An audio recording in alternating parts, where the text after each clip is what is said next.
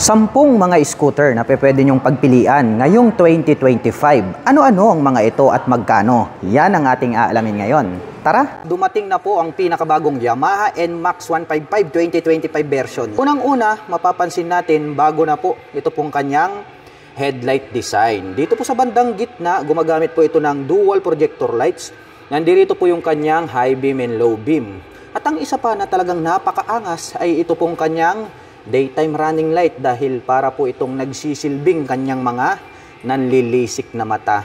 At dito na rin po pala located ito pong kanyang mga turn signals. At ito pong kanyang integrated na windshield, binago na din po nila yung design. Mapunta naman po tayo rito sa kanyang front suspension. Gumagamit po ito ng black color na telescopic fork. May nakalagay naman po rito na ABS, also known as anti-lock braking system. At ang sukat naman po ng kanyang gulong rito sa harapan, ito po ay mayroong sukat na 110 by 70-13. Ito yung pangalawa na talagang binago nila. Ito pong kanyang meter panel display dahil iba na po yung kanyang forma. Pagdating naman po rito po sa kanyang ignition, ito po ay equipped with smart keyless system. At ito po ay mayroong fuel tank capacity na 7.1 liters. Na side pocket, dito sa kabila may door to, buksan natin. Mababaw lang po ito.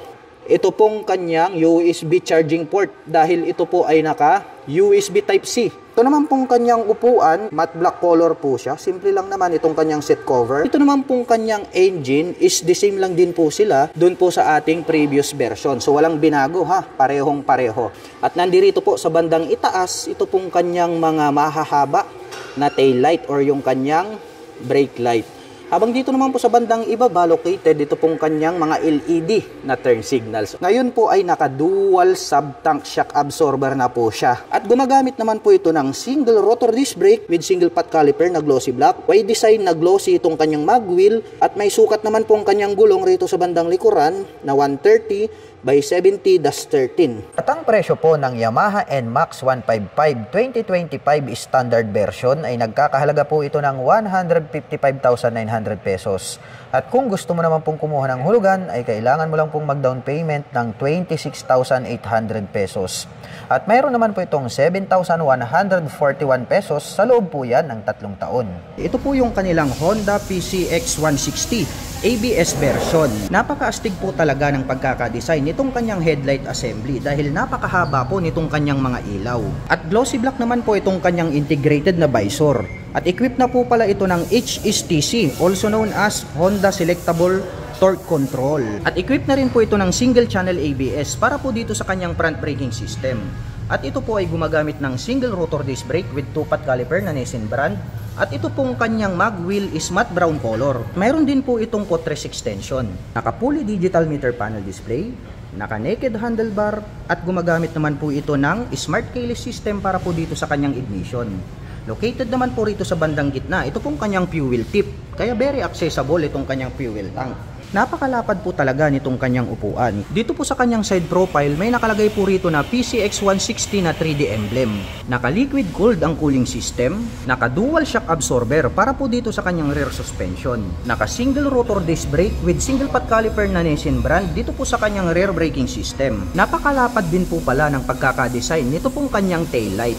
At ang presyo po nito pong kanilang Honda PCX 160 na ABS version ay nagkakahalaga po ito ng 149,900 pesos. At kung balak mo naman pong kumuha ng hulugan ay kailangan mo lang pong mag-down payment dito ng 20,000 pesos. Ito naman po yung kanilang pinakabagong Bristol Maxi 160. Napakalupit po nitong kanyang headlight design. Naka H-shape design po itong kanyang main light at LED na po ang kanyang ginagamit para sa kanyang main light. Nandito po sa bandang itaas ito pong kanyang mga turn signals. Naka single rotor disc brake with single pot caliper. Mayroon na po itong TCS. Naka dual LCD meter panel display. Naka smart keyless system ang ignition. Mayroong 13 liters na fuel tank capacity. Napakalapad at napakalambot nitong kanyang upuan. May spacious na pillion board at footrest extension. May side stand engine cut-off switch. Naka dual sub-tank shock absorber ang rear suspension. Mayroon itong very attractive na taillight design. Naka disc brake dito sa likod. Naka liquid cooled ang cooling system. At mayroon po itong single exhaust. At ang presyo po nito pong kanilang pinakabagong Bristol Maxi 160 ay nagkakahalaga po ito ng 148,800 pesos. At kung bibili ka naman po ng cash, mayroon po itong 10,000 discount at ito po ay nagkakahalaga ng 138,800 pesos. At kung balak mo naman pong kumuha ng hulugan, ay kailangan mo lang pong mag-down payment ng 53,465 pesos. At mayroon naman po itong 5,390 pesos, sa loob po yan ng 36 months. Ito po ang Motorstar Easy Ride 150 Fi. Napakabangis din po pala ng isang ito. Wow, ang astig nitong kanyang ilaw para po siyang matang nanlilisik ng pating. At mayroon naman po itong mga daytime running light dito po sa bandang ibaba. At ito naman po yung kanyang high beam. At dito naman po sa bandang gitna itong kanyang low beam. At dito naman po located sa bandang ibaba, ito pong kanyang turn signals. LED na rin po yan. Mapunta naman po tayo rito po sa kanyang front suspension. Glossy black naman po itong kanyang front telescopic fork. Gumagamit po ito ng single rotor disc brake with single pot caliper. At ito naman pong kanyang mag wheels is black color. At ang sukat naman po ng kanyang gulong rito sa harapan, ito po ay mayroong sukat na 130 by 60-13. At mapunta naman po tayo rito po sa kanyang fully digital meter panel display. O talagang NMAX na NMAX yung kanyang dating. Pagdating naman po rito sa kanyang ignition, ito po pala ay equipped with mechanical key. At ang kagandahan niyan, included na rin po rito yung kanyang fuel at seat opener. Meron po pala itong 2 front pocket. Hawig na hawig din talaga sa NMAX. Dito sa kabila, buksan natin. Malalim din po siya, pwede rin po tayong maglagay rito ng gloves at coins. Habang dito naman po sa kabila, open po ito at mas malalim. Pwede po tayong maglagay rito ng mobile phones and gadgets. At mayroon na din po pala rito sa bandang itaas, may integrated na rin po pala siya dito na dual USB port. At ito po pala ay mayroong fuel tank capacity na 6.6 liters. At ito pong kanyang upuan, napakalapad, no? Black color naman po. Ito pong kanyang seat cover. Mayroon po itong footrest extension. Sukatin naman natin para malaman natin kung gaano kaluwag.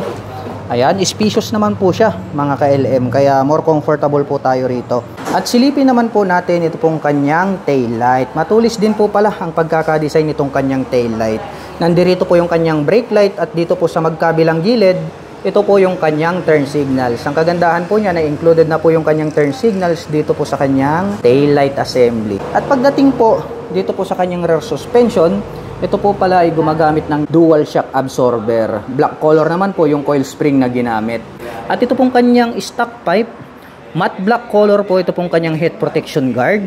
At mayroon naman po itong single exhaust. At matte black color naman po ito pong kanyang fan cover. Ang kanyang cooling system ay naka-air cooled po ito. Dumako naman po tayo rito sa kabila. Silipin naman po natin ito pong kanyang braking system. Naka-single rotor disc brake dito sa likuran with single pot caliper na matte black. Naka-cast wheel po ito. At ang sukat naman po ng kanyang gulong rito po sa likuran, ito po ay mayroong sukat na 130 by 60-13. Dumako naman tayo rito po sa kanyang engine. Wow! Nakakabighani talaga itong Motorstar. Alam niyo kung bakit? Kasi mayroon pa po siyang kick starter. Naka-FI na, pero mayroon ka pang option pagdating sa kanyang starting system. Bukod po rito sa kanyang electric starter, mayroon pa siyang kick starter. Plus points yan para sa akin. Ito naman pong kanyang engine cover is black color. Ganon din po yung kulay nitong kanyang airbox filter cover. At ang presyo naman po nito pong kanilang Motorstar Easy Ride 150 Fi ay nagkakahalaga po ito ng 75,000 pesos. At kung balak nyo naman pong kumuha ng hulugan, ay kailangan nyo lang pong mag-down payment ng 6,675 pesos. At mayroon naman po itong 3,750 pesos, sa loob po yan ng 36 months. Ito po yung kanilang pinakabagong Honda Click 160 2024 version. Napakaastig po ng scooter na ito. Mayroon po itong maangas na headlight design, naka single rotor disc brake at napakalapad din po nito pong kanyang upuan. Naka fully digital meter panel display, naka smart keyless ang kanyang ignition. At mayroon po itong 2 front pocket, malalim po dito sa kanan at mayroon pa po rito sa kaliwa. At mayroon na rin po siyang integrated na USB charging port. May malawak na footboard at very unique din po ang pagkakadesign ng kanyang taillight. Naka-liquid cooled naman ang kanyang cooling system. Equipped po ito ng single shock absorber para sa kanyang rear suspension. At ang presyo po nito pong kanilang pinakabagong Honda Click 160 2024 version ay nagkakahalaga po ito ng 116,900 pesos. At kung balak mo naman pong kumuha ng hulugan, ay kailangan mo lang pong mag-down payment ng 10,000 pesos. Ito naman po yung kanilang pinakabagong QJ Motor Fortress 160. Isa po itong maxi scooter at talagang napakabangis po nito pong kanyang headlight design. Gumagamit din po ito ng 4 na projector lights para po dito sa kanyang main headlight. At mayroon naman po itong clear windshield, hindi po siya adjustable. At located po dito sa bandang itaas, ito pong kanyang mga turn signals at mahaba. Kaya more visible po kapag kayo po ay liliko sa kanan at kaliwa. Gumagamit naman po ito ng traditional telescopic fork para sa kanyang front suspension.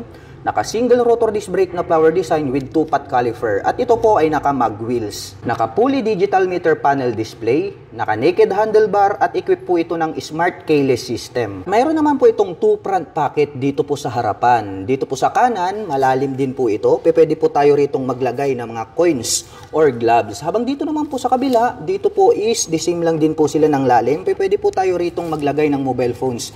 At ang kagandahan yan, mayroon na rin po siyang integrated na USB charging port.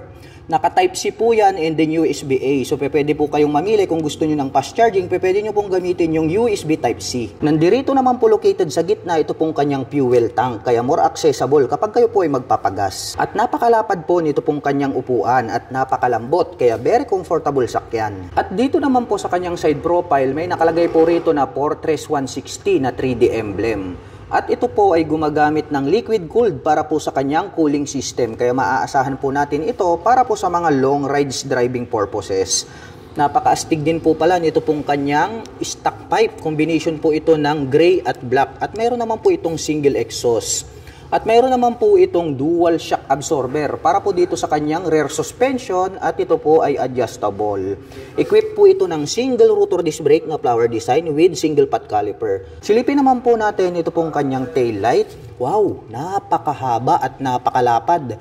Very unique po yung pagkaka-design kaya more visible po yan sa day or night time. At ang presyo po ng pinakabagong QJ Motor Fortress 160 ay nagkakahalaga po ito ng 149,900 pesos. At kung cash nyo naman po siyang bibilhin ay makakakuha po kayo ng instant na 10,000 discount. At nagkakahalaga na lamang po ito ng 139,900 pesos. At kung balak mo naman pong kumuha ng hulugan, ay kailangan mo lang pong mag-down payment ng total cash out na 53,733 pesos.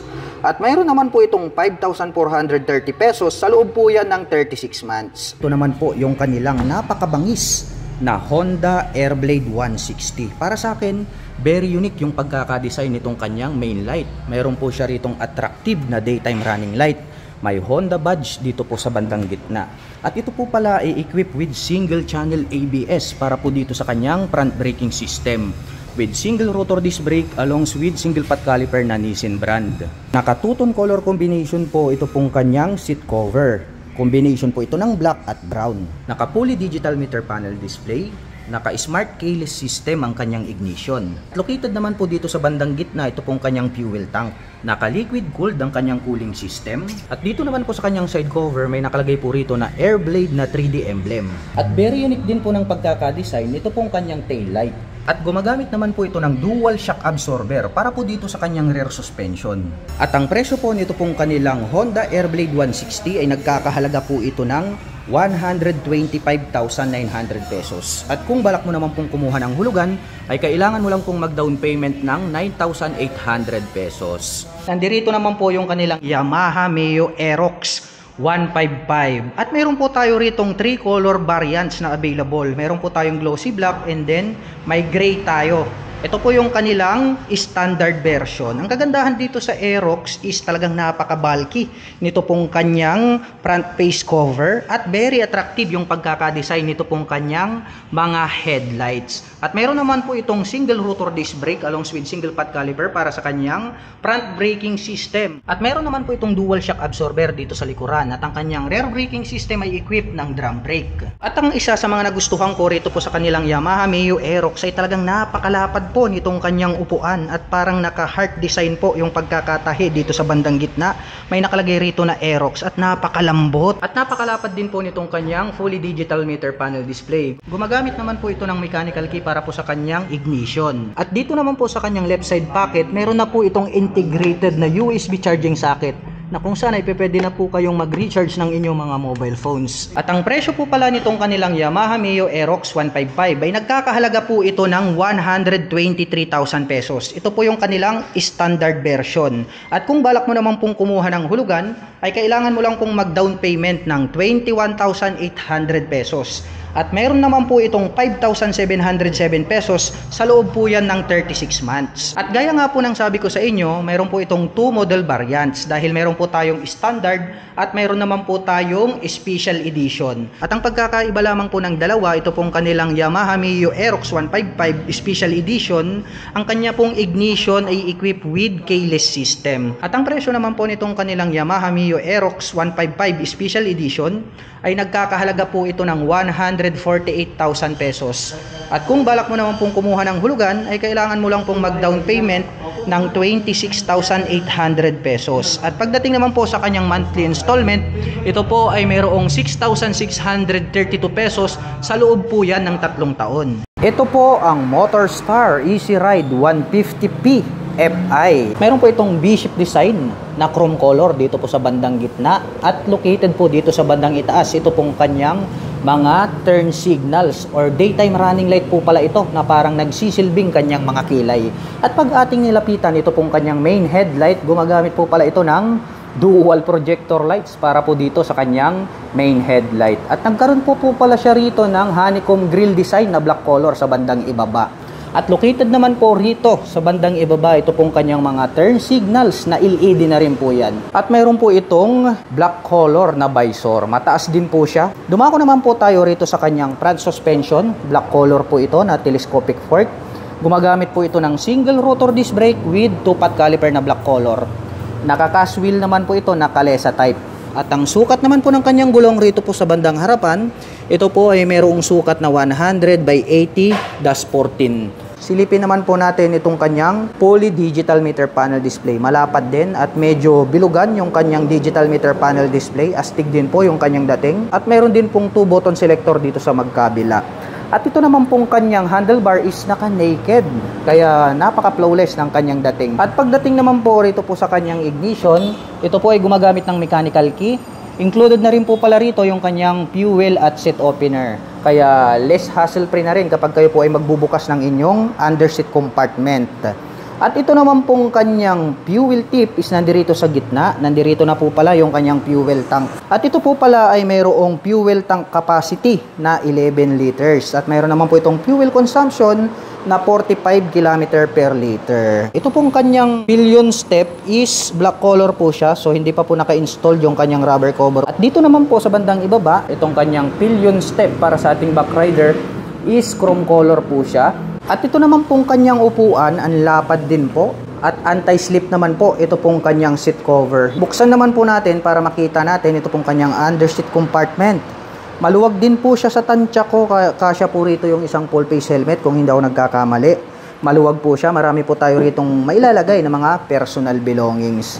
Close po natin. At ito naman pong kanyang integrated na grab bar, napaka-premium nung kanyang dating. At dito naman po sa kanyang side profile, nakalagay naman po rito yung brand name niya na Easy Ride. Chrome color po siya and then 3D emblem, kaya more attractive sa ating paningin. Silipin naman po natin ito pong kanyang tail light. Ayan ang ganda rin po pala ng pagkakadesenyo nito pong kanyang tail light dahil meron tayong makikita rito ng mga daytime running light.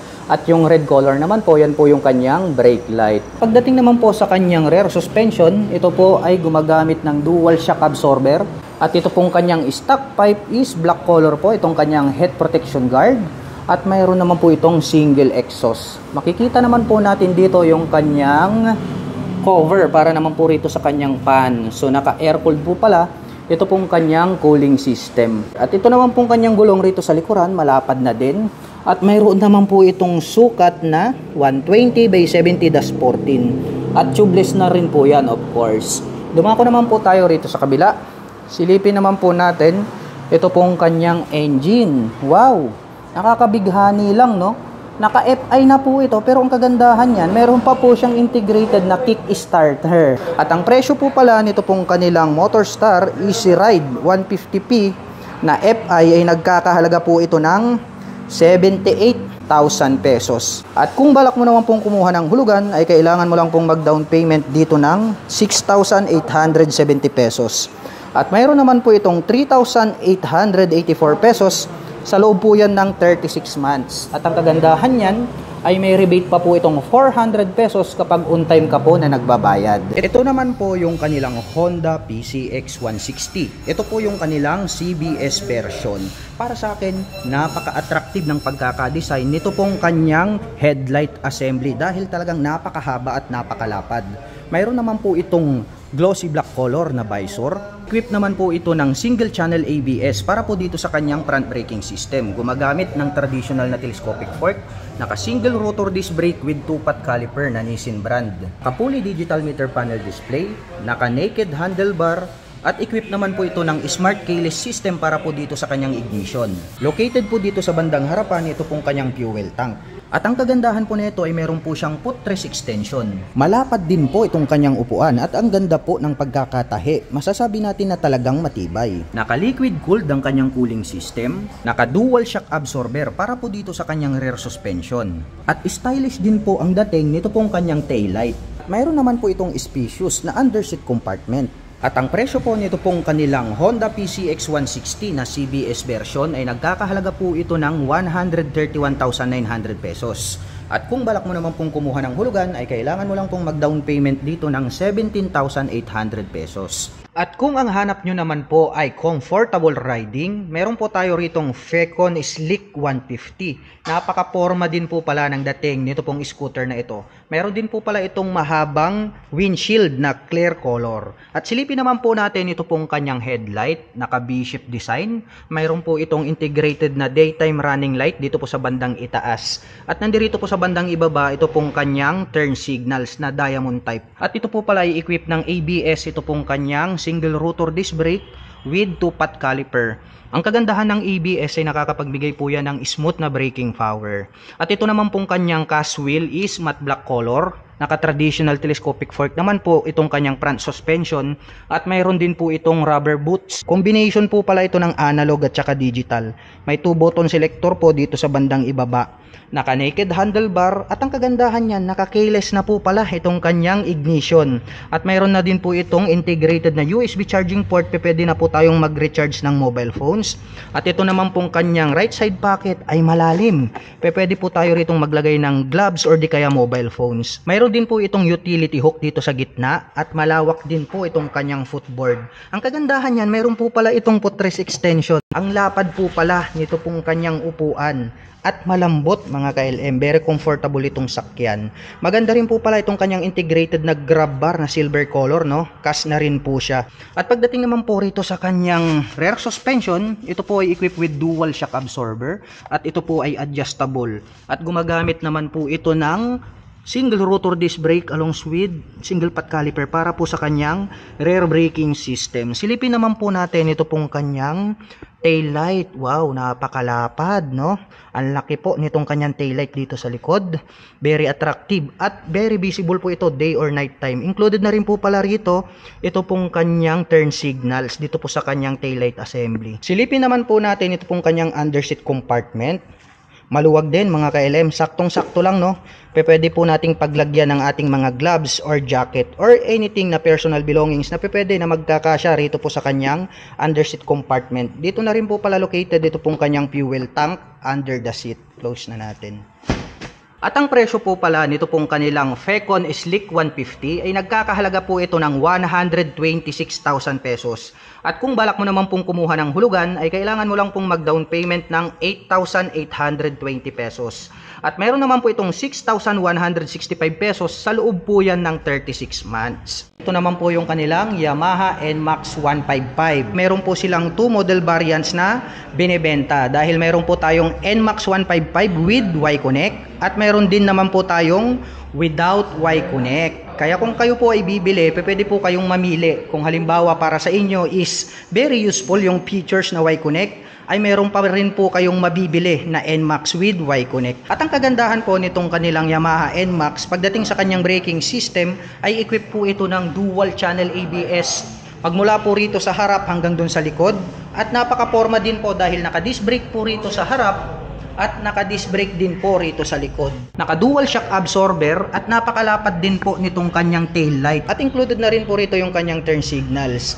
Naka-fully digital meter panel display, naka-keyless ang kanyang ignition, mayroon po siyang right side pocket, pwede po tayong mag-store dito ng mga coins or gloves. Sa kabila naman po ay mayroon po siya ritong integrated na USB charging socket. At ang presyo po ng kanilang Yamaha NMAX 155 with Y-Connect ay nagkakahalaga po ito ng 155,900 pesos. At kung balak mo naman pong kumuha ng hulugan ay kailangan mo pong mag-down payment ng 26,800 pesos. At pagdating naman po sa kanyang monthly installment, ito po ay mayroong 7,038 pesos, sa loob po yan ng 36 months. At ang presyo naman po nitong kanilang Yamaha NMAX 155 without Y-Connect ay nagkakahalaga po ito ng 153,900 pesos. So mas mura po ng 2,000 pesos ito pong without Y-Connect. At kung balak mo naman pong kumuha ng hulugan ay kailangan mo lang pong mag-down payment ng 24,800 pesos. At pagdating naman po sa kanyang monthly installment, ito po ay mayroong 7,038 pesos, sa loob po yan ng 3 taon. Ito po yung kanilang pinakabagong Rossi Sparkle 150i. Silipin po natin ito pong kanyang main headlight, hawig na hawig sa click, no? May partition sa gitna, mayroon po siyang high beam and low beam. At ang very attractive dito po, ito pong kanyang daytime running light. Kakaiba rin po, no? Very unique yung kanyang design. At included na po pala dyan yung kanyang turn signals dito po mismo sa kanyang headlight assembly. Naka-liquid cooling system na po pala ito, mga ka-LM. At ito po pala ay mayroong single rotor disc brake na flower design with 2-pot caliper. At ito pong kanyang kalesa type na cast wheel, combination ng chrome color and then matte black. At ang sukat naman po ng kanyang gulong rito po sa harapan, ito po ay mayroong sukat na 90 by 80-14. Silipin po natin itong kanyang digital meter panel display. At pagdating naman po rito sa kanyang ignition, ito po ay equipped with mechanical key. Meron na rin po siyang shutter lock key for safety purposes. Habang dito naman po sa kabila, meron po siya ritong USB charging port. Meron po itong 2 front pocket. Dito po sa kanan, medyo may kababawan, pwedeng maglagay ng coins. Dito po sa kabila, mas malalim po siya at pwede tayong maglagay rito ng mga gloves or mobile phones. Mayroon po siyang integrated po rito na utility hook. At ito naman pong kanyang upuan, malapad din at malambot. Matte black naman po yung kanyang kulay. Subukan naman po nating buksan ito pong kanyang upuan para makita po natin ito pong kanyang underseat compartment. Maluwag din itong kanyang underseat compartment, mga ka-LM. Sa tansya ko siguro mayroon po itong 18 to 20 liters. Marami na po tayong mailalagay rito ng mga personal belongings. At dito naman po located ito pong kanyang fuel tank. At ito po pala ay mayroong 5.5 liters na fuel tank capacity.